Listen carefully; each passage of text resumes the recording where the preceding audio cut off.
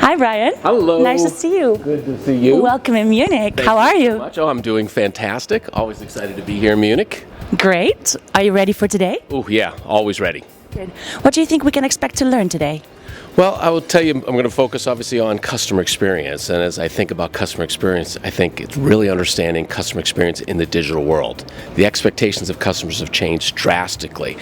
And the reason for that is because everyone is digitally enhanced, digitally enabled.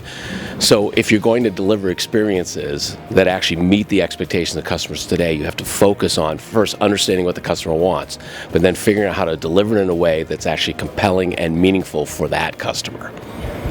And what does meaningful mean in your world when it comes to modern customer experience? Yeah, so let me start. There's really 3 different experiences you should deliver.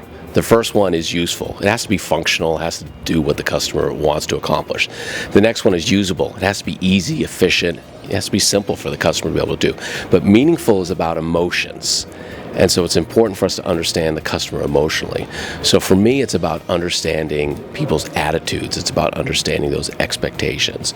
And so what we're really going to focus on today is how do you get to the depth and understanding of those emotions, those expectations of customers, and then how do you deliver experiences that are meaningful? In other words, they meet those emotional needs and allow the customer to achieve what they're trying to accomplish.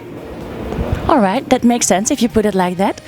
If people here in the room would like to start to prepare their modern businesses for the future, where would they start when it comes to customer experience? What is your golden tip?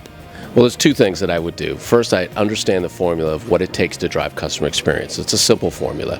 Attitudes drive behaviors, and behaviors deliver results.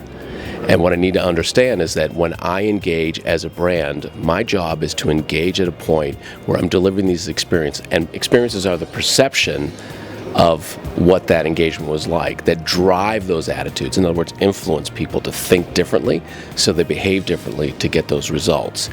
To do that, I've got to get my thumb on the pulse of the voice of the customer. I have to understand who they are. One of the big tips that I have is that if you want to get the voice of the customer, start to spend time listening especially from a social standpoint.